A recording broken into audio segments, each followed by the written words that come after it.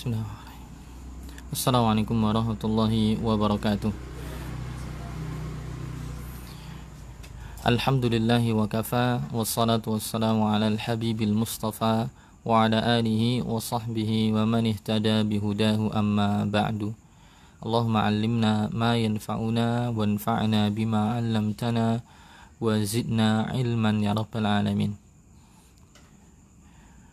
Saudara-saudariku yang dirahmati oleh Allah Subhanahu wa taala, sahabat muslimin sekalian yang semoga Allah senantiasa memberikan keteguhan kepada kita semua, keteguhan untuk menuntut ilmu agama, untuk belajar agama, untuk senantiasa mengisi waktu luang kita dengan hal-hal yang bermanfaat untuk sisi duniawi, terlebih lagi bermanfaat untuk sisi akhirat. Apalagi dalam masalah menuntut ilmu agama, ya. Sebagaimana Nabi SAW mengatakan, man salaka tariqan yaltamisu fihi ilman sahalallahu lahu bihi tariqan ilal jannah.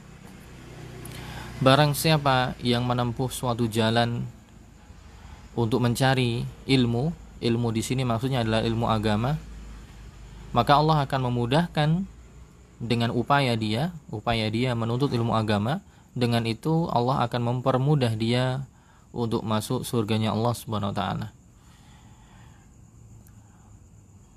Walaupun mungkin hadis ini agak tidak sesuai realita sekarang ya, tapi bukan berarti kemudian maknanya terbatas hanya orang yang menempuh perjalanan di masa lampau, yang mana dahulu orang menuntut ilmu ya, atau mungkin sebelum wabah atau zaman dahulu atau sebelum wabah, orang menuntut ilmu dengan menempuh perjalanan, pergi ke suatu tempat untuk kajian, mencari guru, mencari ustadz misalnya. Sekarang di rumah semua ya. Tapi mungkin ya perjalanan dia untuk beli kuota, perjalanan dia untuk ngambil charger untuk mengecharge HP-nya, perjalanan dia ke tempat dia rebahan ya, mungkin itu juga bisa masuk kategori hadis tadi karena kondisi sekarang berbeda. Intinya semoga kita senantiasa diberikan keistiqomahan, semangat dalam kondisi apapun keadaannya.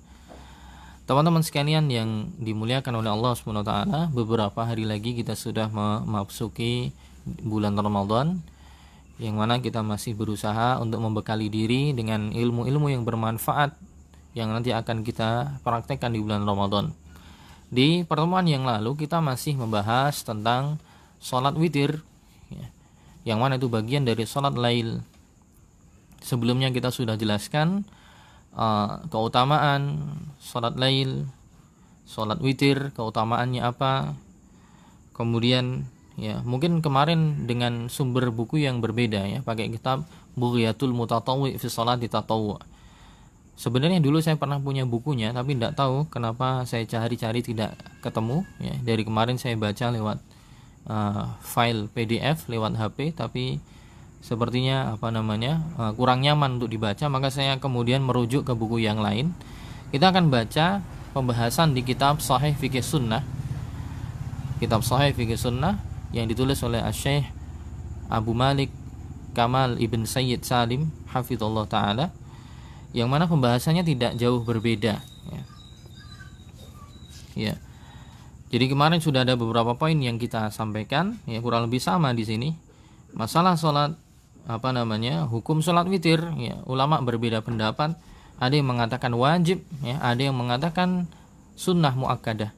Yang mengatakan wajib adalah Abu Hanifah, yang mengatakan sunnah muakkadah kemarin adalah mayoritas para ulama selain Abu Hanifah, dan itu berkenaan dengan hukumnya, dan kemarin sudah kita jelaskan.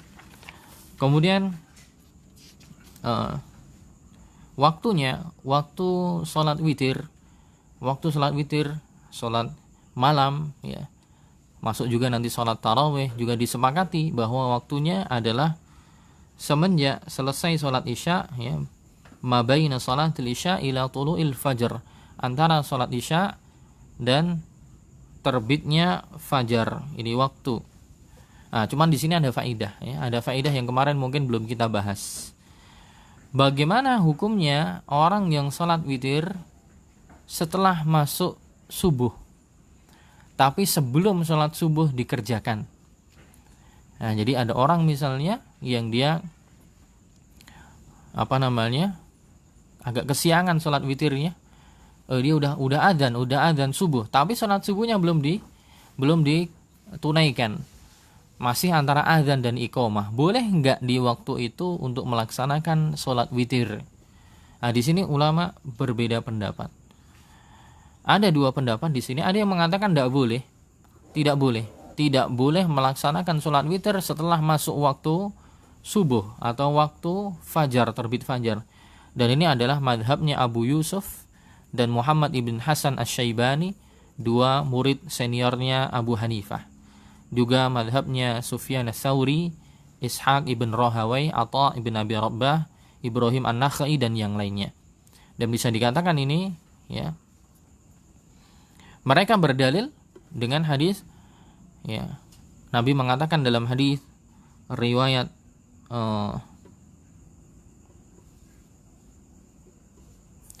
Muslim, Nabi mengatakan badirus subha bil witri. Ada hadis yang lain yang kemarin saya disebutkan, salatul laili masna masna, salat malam itu dua-dua. Fa idza khasya ahadukumus subha shalla rak'atan wahidah. Kalau kalian takut akan masuk salat subuh, maka dia salat satu rakaat saja. Ini menunjukkan bahwa kalau sudah masuk subuh udah enggak bisa lagi. Dalam hadis yang lain juga, fasalluha ma bainal isya'i ila tulu'il fajri. Salatlah, ya, salat witir ini antara isya dan sebelum terbitnya fajar. Dan ada hadis yang lain yang mana ini mengkerucut kepada makna bahwa salat witir itu tidak boleh dilakukan setelah fajar sudah masuk. Ini pendapat yang pertama. Pendapat yang kedua, mereka mengatakan boleh salat witir, ya, boleh salat witir selagi salat subuh belum dikumandangkan. Wah, rotok telat nih misalnya, maka dia kemudian salat witir, ya, setelah azan berkumandang atau setelah waktu subuh masuk. Ya, ini madhabnya Imam Malik, Imam Syafi'i, Ahmad dan Abu Thawr. Ya, madhabnya Malik, Syafi'i, Ahmad dan Abu Thawr.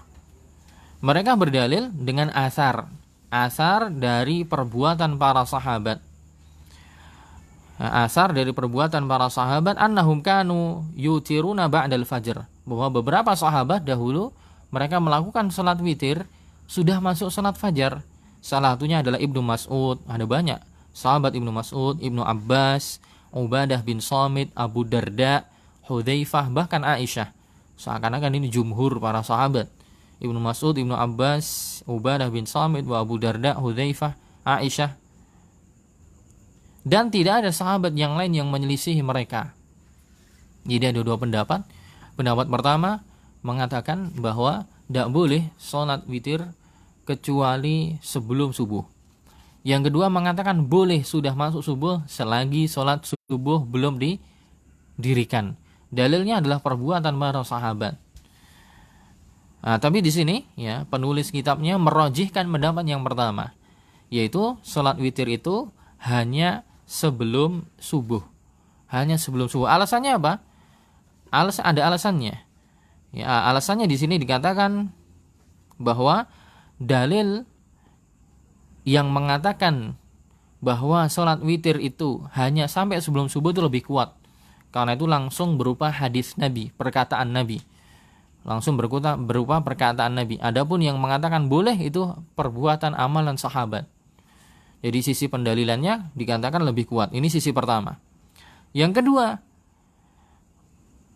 kedua, bahwa perbuatan para sahabat sholat witir setelah masuk waktu subuh itu dipahami bahwa mereka sholat witirnya posisinya sedang mengqadha, bukan ada, ya, bukan ada tapi mengqadha.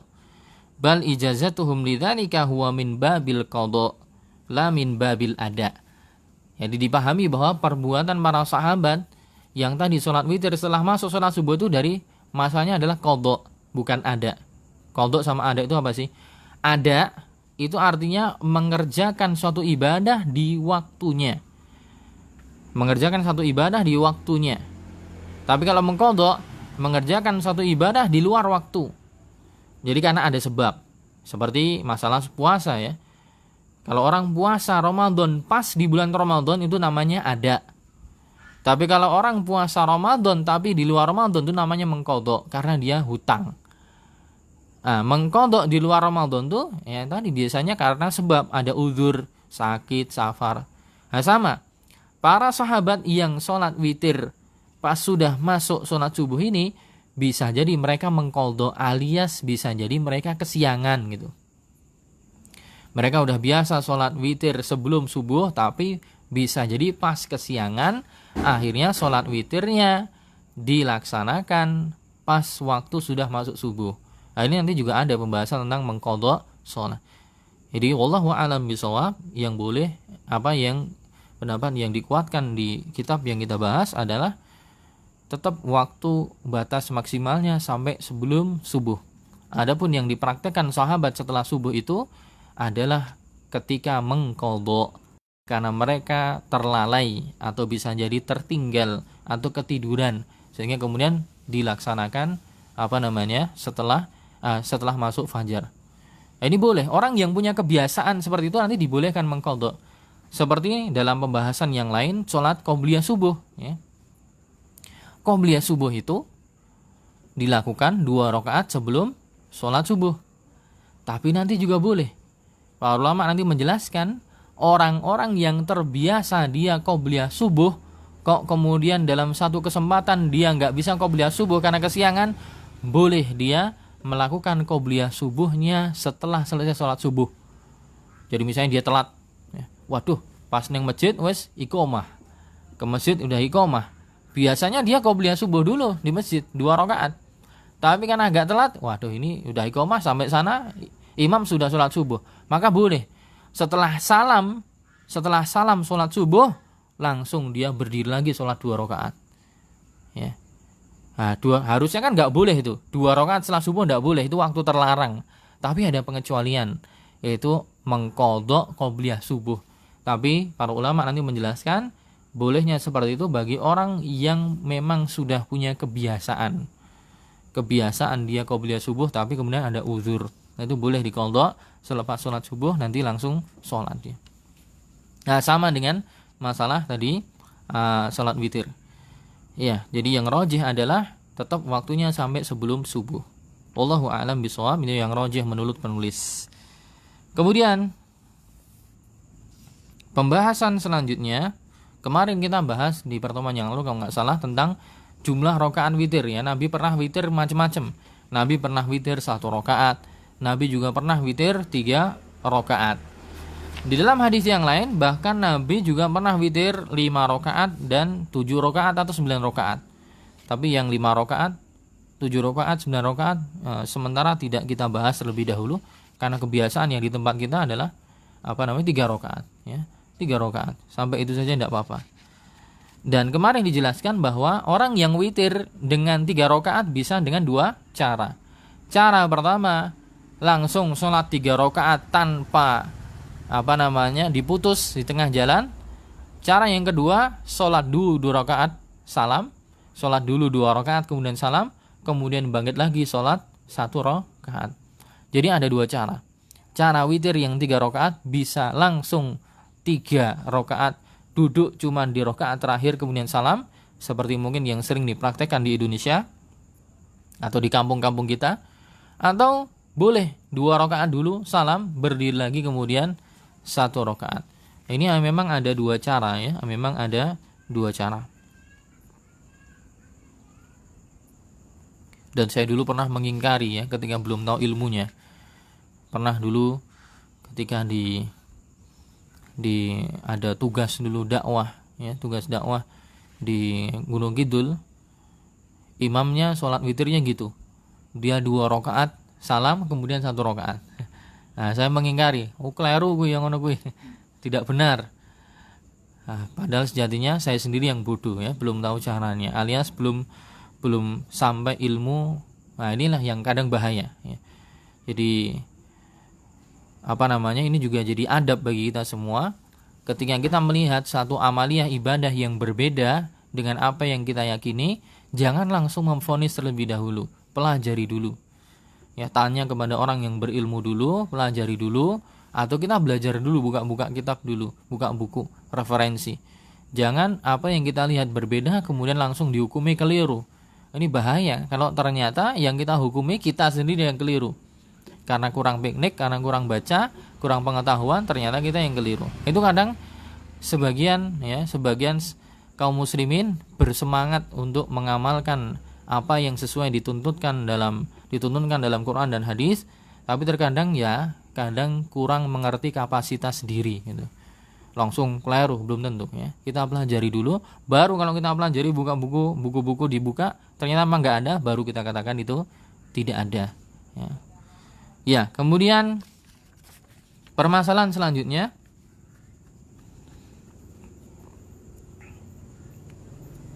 kunut. Ya. Kunut dalam sholat witir. Kunut dalam sholat witir. Ya. Jadi pembahasan kunut dalam sholat itu ada 3.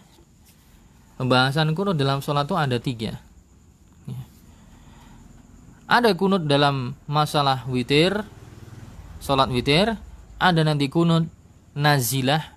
Ya, kunut nazilah itu kunut yang diberlakukan ketika ada musibah di tengah kaum muslimin.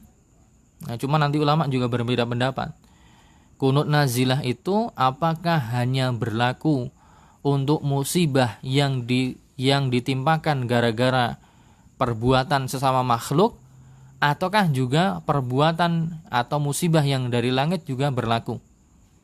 Maksudnya gini, kalau Nabi dulu SAW, beliau dulu kunut nazilah, mendoakan kejelekan kepada suatu kaum karena dahulu Nabi mengirim sekelompok sahabat. Sekelompok sahabat dikirim, para penghafal Quran, ahli Quran, dikirim ke suatu kaum untuk ngajarin Quran. Mereka katanya masuk Islam. Tapi ternyata di tengah jalan dibantai. Nabi marah. Sebulan beliau mendoakan kejelekan kepada kaum yang membantai sahabat-sahabat yang mulia tadi. Nah, di setiap sholatnya beliau kunut. Inilah yang kemudian oleh para ulama diberi nama kunut nazilah, yaitu ketika ada tragedi, ya, ini disyariatkan. Cuma nanti ulama berbeda pendapat. Apakah setiap tragedi boleh ada kunut, ataukah hanya tragedi yang disebabkan oleh sesama makhluk seperti tadi, bahwa dibantai gitu. Adapun kalau tragedi seperti ini gimana? Tragedi seperti corona, musibah yang lain ini. Sebagian ulama ada yang mengatakan kalau model seperti ini nggak ada kunut, sebagian yang lain mengatakan ada kunut, ya, termasuk dalam mazhab Syafi'i. Imam Al-Imam An-Nawawi mengatakan model seperti ini juga ada kunut boleh. Ya. Sebagaimana anjuran MUI, ya, Majelis Ulama Indonesia juga menganjurkan adanya pandemi seperti ini, dianjurkan ada kunut juga. Tapi sebagian ulama yang lain mengatakan tidak. Karena kunut nazilah hanya untuk musibah yang disebabkan oleh sesama makhluk, seperti pembantaian kaum muslimin, dibantai kayak gitu. Nah, itu baru ada. Tapi ala kulli hal kita nggak bahas itu. Yang kita bahas adalah bahwa memang dalam pembahasan sholat nanti kunut itu ada yang namanya kunut nazilah, ada yang namanya kunut witir, ada nanti yang namanya kunut subuh. Nah, kunut subuh nanti ulama juga berbeda pendapat. Ada yang mengatakan itu seperti dalam mazhab Syafi'i, itu dikatakan dianjurkan setelah ruku dan suaranya dikeraskan. Dalam mazhab Maliki dianjurkan juga kunut, tapi sebelum ruku, tapi bacanya sir. Nah, jadi Syafi'i dan Maliki dua-duanya mengatakan ada kunut. Syafi'i mengatakan setelah ruku bacaannya keras, Maliki mengatakan sebelum rukuk bacaannya sir. Hambali mengatakan tidak disyariatkan. Tidak disyariatkan. Dalam mazhab Hanafi mengatakan bid'ah. Ya. Dalam mazhab Hanafi mengatakan bid'ah. Ya, dengan membawakan asar, kalau tidak keliru asarnya sahabat Abu Malik Al-Ashja'i kalau tidak keliru, yang bertanya, sahabat atau tabi'in, ya, saya lupa. Intinya ada seorang tabi'in bertanya kepada bapaknya beliau, bahwa bapaknya sholat di Kufah di belakangnya Nabi, di belakangnya para sahabat, apakah Nabi SAW kunut subuh? Dia menjawab kepada anaknya, ai bunayya muhdas, wahai putraku, perkara itu adalah perkara yang diada-adakan dalam agama. Ya, intinya di situ ada khilaf para ulama. Bagi yang mengatakan dianjurkan karena mereka mensahihkan hadis tentang kunut. Ya. Wallahu alam, ya. Kalau saya pribadi tidak mengamalkannya. Ya, adapun kunut witir apa sih? Kunut itu adalah ismun lid du'a fi shalah fi mahalin makhsus minal qiyam. Kunut itu adalah salah satu bentuk doa, ya, di dalam sholat pada tempat yang khusus ketika berdiri. Jadi kunut itu adalah salah satu bentuk doa dalam sholat pada posisi khusus atau tempat khusus ketika berdiri. Yang penting pas ketika berdiri. Cuma nanti khilaf para ulama, apakah sebelum rukuk atau setelah rukuk gitu. Intinya dia doa. Dan kunut dalam sholat witir itu disyariatkan menurut mayoritas ulama. Melaksanakan kunut di sholat witir itu disepakati oleh mayoritas ulama. Ya. Cuma nanti mereka berbeda pendapat dalam masalah apakah itu wajib atau sunnah. Jadi mereka sepakat bahwa kunut itu disyariatkan, ada syariatnya. Mayoritas mengatakan itu disyariatkan alias ada tuntunannya. Cuman mereka nanti berbeda pendapat. Apakah status hukumnya wajib ataukah sunnah? Dan apakah dilakukan sepanjang tahun ataukah khusus Ramadan? Itu yang diperselisihkan. Apakah di hari-hari biasa ini boleh ataukah pas Ramadan saja? Dan apakah tempatnya sebelum rukuk ataukah selepas rukuk? Dan pembahasan yang lain. Di sini Syekh Abu Malik mengatakan pendapat yang beliau pilih adalah mustahab, ya, dianjurkan. Kunut dianjurkan kadang-kadang. Dan waktunya tidak terbatas pada bulan Ramadan, tapi sepanjang tahun. Jadi boleh di luar Ramadan kunut juga boleh, di dalam Ramadan juga boleh.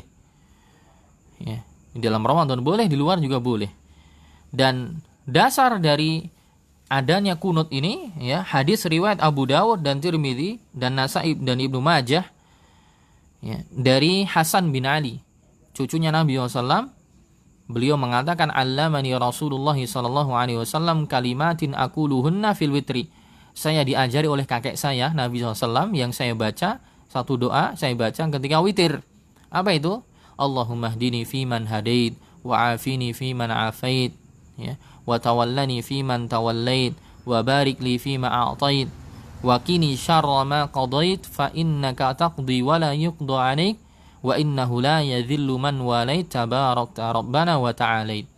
Itu doa kunut, ya. Allahumma hdina fiman hadait wa afina fiman afait wa tawallana fiman tawallait, ya, wa qina syarra ma qadait fa innaka taqdi wa la yuqda 'alaik wa innahu la yadhillu man walait tabarakta rabbana wa ta'alait. Jadi itu doanya, ya. Dan waktu hadis yang lain disebutkan dalam hadis riwayat Abu Dawud dan Nasa'i disahihkan oleh Syekh Albani dari Ubay bin Ka'ab bahwa Rasulullah SAW dahulu beliau berwitir dan beliau berkunut sebelum ruku, ya, berkunut sebelum ruku. Wa inna ma qulna yustahabbul kunut fil witri ahyanan li anna sahaba alladzina rawaw al-witra lam yadhkurul kunuta fihi. Kenapa penulis mengatakan bahwa kunut itu dianjurkan, tidak wajib? Karena ternyata para sahabat yang meriwayatkan tentang sholat witir tidak semuanya menyebutkan ada kunut dalam sholat witir. Jadi mungkin bisa jadi sahabat itu mendapati Nabi sholat witir aja, nggak kunut. Sebagian ada yang mendapati sholat witir plus kunut. Ini menunjukkan bahwa terkadang, tidak semua waktu.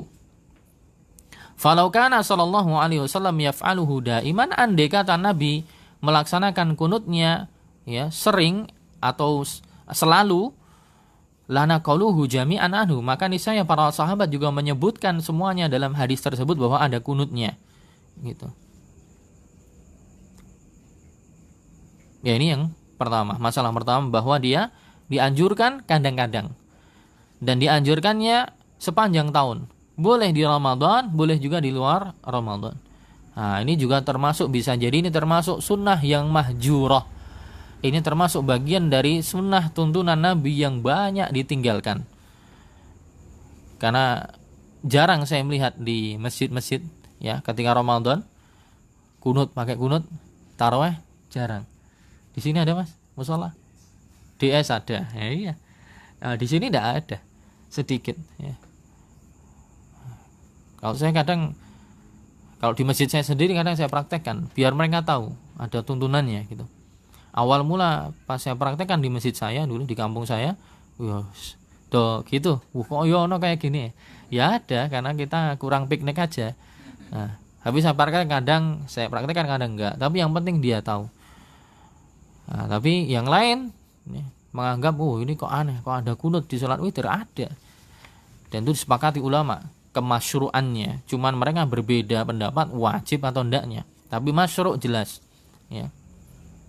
Perkara selanjutnya, kunut pas di witir sebelum rukuk ataukah selepas rukuk. Nah, ini ulama juga berbeda pendapat.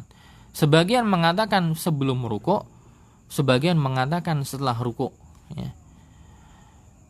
Nah, di sini penulis mengatakan yang lebih afdal adalah sebelum rukuk untuk kunut witir.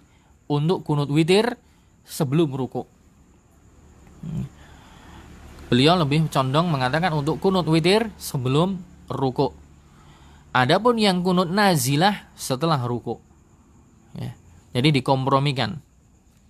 Dalilnya apa kok sebelum rukuk? Dalilnya tadi, dalil riwayat Abu Dawud dan Nasai disahihkan oleh Syekh Albani dari Ubay bin Ka'ab. Ubay bin Ka'ab cerita, anna Rasulullah kana yutiru fayaqnut qabla rukuk. Dahulu Nabi SAW salat witir, beliau kunut ya sebelum rukuk. Jelas, Ubay mengatakan Nabi witir kunut sebelum rukuk. Ada hadis yang lain yang menjelaskan Nabi kunut setelah rukuk, tapi itu dalam hadis kunut nazilah yang disebutkan oleh Anas bin Malik dalam hadis riwayat Bukhari dan Muslim. Ya, dikatakan bahwa ceritanya tadi Nabi SAW mengutus beberapa sahabat untuk ngajarin satu kaum yang baru masuk Islam, diajarin Quran. Tapi sahabat-sahabat yang diutus sebagai dai tadi, penghafal Quran tadi, dibantai oleh orang-orang musyrik, orang-orang kafir, dibantai. Kemudian apa?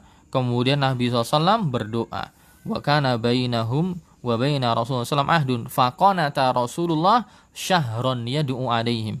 Maka Nabi SAW kunut mendoakan keburukan atas mereka yang telah membantai para sahabat. Nah, kemudian Ibnu Hajar Al-Asqalani dalam kitab Fathul Bari, beliau mengatakan, wa majmu'u ma ja'a an Anas min dzalika annal qunut li hajah yakni lin nazilah, dan yang terhimpun atau semua dalil atau hadis yang datang dari Anas bin Malik bahwa kunut untuk kebutuhan, untuk hajah, yaitu kunut nazilah, itu memang setelah rukuk dan tidak ada perselisihan di dalamnya. Wa amma li ghairi hajah, adapun kunut yang tidak ada tujuan khusus seperti nazilah, maka fasahih annahu qabla ruku', itu sebelum ruku'. Jadi cara mengkompromikannya gitu.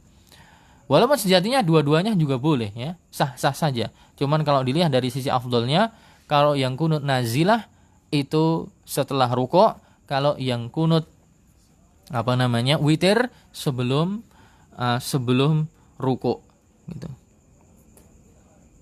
Ya.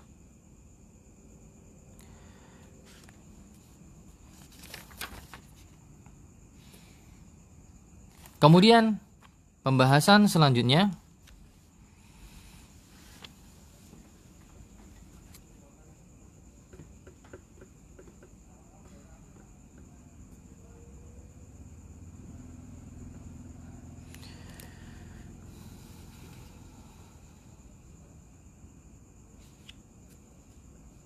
hal yajuzu taghani bidu'ail, boleh enggak pas doa kunut itu dilakukan gitu. Boleh enggak pas kunut itu dilakukan. Jadi di sini penulis agak keras ya. Beliau mengatakan lam yunqal anin nabi wala an ahadin min ashabihi fi ma alimtu. Tidak pernah dinukil dari Nabi atau dari salah satu sahabat beliau sejauh yang beliau ketahui taghanni bidu'a, yaitu berdoa dengan dilakukan. Karena kunut itu dengan doa. Berdoa dengan dilakukan. La fil kunut wala fi ghairihi. Tidak doa kunut, tidak juga dengan doa yang lain. Beliau mengatakan fa akhsha an yakuna mastahsanahu aktsarul a'immah, maka saya takutkan hal yang dianggap baik oleh banyak para imam ya fi hadhil ayyam, di masa-masa terakhir ini yang sering kita dengar rekamannya ketika sholat kunutnya dengan dilakukan, fahada muhdats, merupakan sesuatu yang baru dalam agama, alias bahasa kasarnya bid'ah gitu. Ya, ini bisa jadi dalam sumber yang lain bisa jadi beda ya. Tapi beliau termasuk mengatakan masyru'nya hendaknya berdoa, karena kunut itu doa tidak dilakukan. Yang dilakukan ya bacaan Qur'annya, karena memang butuh ditajwidkan ya, ditahsinkan gitu. Adapun bacaan kunutnya tidak. Dikatakan di sini, dinukil dari kitab Fathul Qadir, Ibnul Hammam mengatakan la ara tahrir at-taghannum fi du'a. Saya tidak melihat berdoa dengan model dilakukan kama yaf'aluhul qurra fi hadzal zaman, sebagaimana yang dilakukan banyak qurra di zaman ini. Yasduru mimman fahima ma'na du'a was su'al, yang dilakukan dan itu muncul dari orang yang paham makna doa dan makna meminta kepada Allah Subhanahu wa taala. Wa madzalika illa nau'u la'bin, kata beliau ya. Yang model seperti itu minta berdoa tapi dilakukan seakan-akan seperti main-main. Fa innahu law qaddara fi syahid al-waqi' sa'ilu hajatin min malik. Kemudian beliau memberikan analogi. Misalnya kita kan kalau kita doa sama Allah, minta sama Allah gitu loh. Kita mintanya tapi dilakukan. Coba misalnya dalam dunia nyata, realita, misalnya ada seseorang minta kepada raja. Nah, ini dianalogikan biar mudah dipahami. Kalau kita doa itu kan minta sama Allah. Nah, ini misalnya minta sama Allah, kata beliau ini tidak cocok kalau pakai dilakukan. Nah, sama saja misalnya ada raja, ada seorang raja, rakyatnya minta kepada dia, tetapi ada su'alahu wa talabahu bi tahriri taghannum fi. Tapi rakyatnya tadi meminta kebutuhan kepada rajanya, atau misalnya rakyat minta pada Pak Jokowi misalnya, pada presiden, tapi modelnya dilakukan. Ya. Pak, turunkan BBM, listrik, pakai, tapi dilakukan misalnya gitu. Minar raf'i wal khafdi, suaranya dinaikkan, diturunkan pakai nada dan seterusnya. Nusiba albatta ila qasdi sukhriyah wal ham. Tentunya akal kita akan mengatakan orang yang minta kepada raja ini, orang yang minta kepada pemimpin ini justru malah ngece, justru malah ngecek, main-main gitu. Nah, ini salah satu pendapat ulama ya. Maqamu talabil hajah atadarru la taghanni. Karena posisi sedang minta kebutuhan itu harusnya adalah posisi dia menundukkan diri kepada Allah, bukan untuk bernyanyi. Nah, ini salah satu faedah pembahasannya. Bisa jadi nanti dalam pendapat yang lain bisa berbeda, tapi memang kata beliau tidak diriwayatkan dari Nabi atau dari sahabat pun yang memang dengan dilakukan. Wallahu a'lam bishawab. Nanti bisa merujuk ke kitabnya sendiri. Iya, kemudian permasalahan selanjutnya, ketika pas kunut itu dianjurkan untuk mengangkat kedua tangan. Yustahabbu raf'ul yadaini fil kunut. Dianjurkan mengangkat kedua tangan ketika kunut. Dari Anas bin Malik diceritakan tentang kisahnya doanya Nabi SAW ya, ketika tadi ya, para sahabat yang hafal Quran dibantai tadi, dikirim untuk dakwah tapi malah dibantai.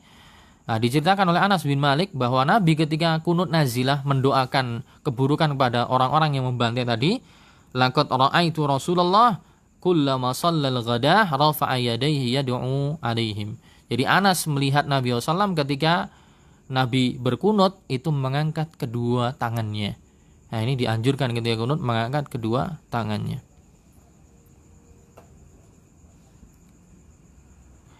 Kemudian permasalahan selanjutnya, ketika selesai kunut ya, apakah mengusap wajah atau tidak? Ketika selesai kunut, apakah mengusap wajah atau tidak? Di sini dikatakan la yushra'u mashul wajhi awis sadri bil yadaini ba'dal kunut. Tidak ada yang disyariatkan atau tidak ada tuntunan mengusap wajah ataupun dada dengan kedua tangan setelah kunut. Mengangkat tangan iya, selesai langsung diturunkan, enggak ada mengusap wajah. Karena memang enggak ada dalil, li'adamid dalil ala dzalik, kata beliau, karena memang tidak ada dalil yang menunjukkan hal tersebut. Sebagaimana perkataan Imam Al-Baihaqi, beliau mengutip statement dari Imam Al-Baihaqi, ulama hadis ya, terkenal. Beliau mengatakan, Al-Baihaqi mengatakan, fa amma mashul yadaini bil wajhi 'indal faraghi minad du'a falastu ahfazuhu an ahadi minas salaf fi du'ail kunut. Adapun mengusap ya dengan kedua tangan, mengusap ke wajah setelah selesai berdoa, maka saya tidak menghafal satupun hadis, satupun dalil dari para ulama salaf atau dari ulama-ulama sebelumnya dalam perkara doa kunut. Jadi tidak ada. Kemudian penulis menambahkan lagi, kalau tadi Al-Baihaqi mengatakan dalam masalah kunut tidak ada hadis yang dihafal oleh Baihaqi. Ya. Imam Baihaqi, ulama hadis, mengatakan tidak ada hadisnya. Nah, penulisnya Abu Malik mengatakan la yasihhu haditsun fi mashil wajhi ba'da du'a kharijah, bahkan hadis yang menyatakan mengusap wajah setelah berdoa di luar sholat pun juga tidak ada, kata beliau. Di luar sholat pun juga tidak ada. Bukan hanya di dalam sholat ketika kunut, di luar sholat juga tidak ada.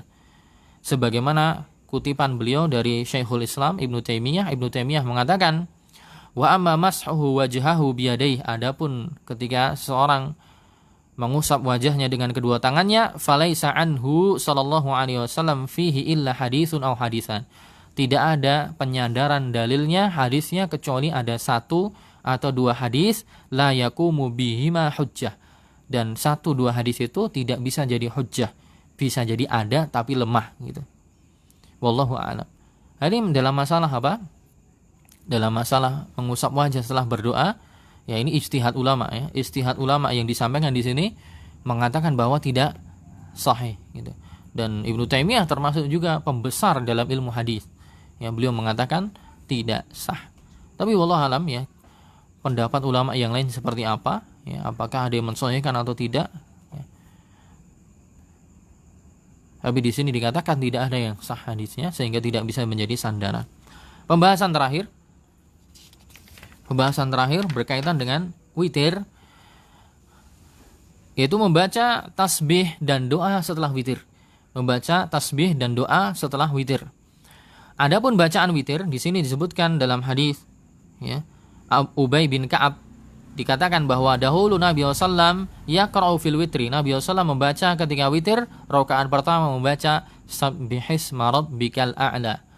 Dan rakaat kedua membaca qul ya ayyuhal kafirun. Rakaat ketiga membaca qul huwallahu ahad. Fa idza sallama qala subhanal malikil quddus, subhanal malikil quddus, subhanal malikil quddus. Jadi sholat witir sunahnya 3 rakaat tadi dia baca sabbihisma rabbikal a'la, qul ya ayyuhal kafirun, kemudian setelahnya adalah al-ikhlas. Setelah selesai salam dia baca subhanal malikil quddus, subhanal malikil quddus, subhanal malikil quddus.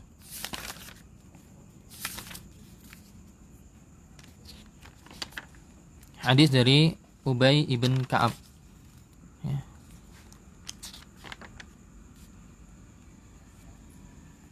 Dan hadisnya diriwayatkan oleh Abu Dawud ya, Nasai, Ibnu Majah, dan dikatakan hadisnya sahih. Yang lafadznya cuman subhanal malikil quddus saja 3 kali. Adapun ada tambahan yang lain saya tidak tahu. Bisa jadi mungkin yang lain ada dalilnya, monggo kalau memang ada dalilnya sahih. Tapi sejauh ini ya cuman seperti itu dan 3 kali. Jadi kalau ada yang subhanal malikul quddus, subuhun quddus, rabbuna wa rabbul malaikati warruh, nah itu tidak tahu tambahannya. Tapi dalam hadis ini riwayat yang disebutkan tadi cuman subhanal malikil quddus, subhanal quddus, subhanal malikil quddus. Kalau tidak keliru dalam riwayat yang lain dikatakan bahwa di akhirnya dikeraskan suaranya, dikencengin. Subhanal malikil quddus, subhanal malikil quddus, langsung kemudian yang terakhir agak kencang, subhanal malikil quddus. Dan bacanya sendiri-sendiri ya, bacanya sendiri-sendiri kecuali awal mula. Awal mula pada belum paham boleh dipimpin oleh imamnya. Ya. Jadi zikir jamaah itu boleh jika niatnya mengajarkan. Tapi kalau sudah hafal maka bacanya sendiri-sendiri. Ya, bacanya sendiri-sendiri. Nah, ada juga doa yang lain ya.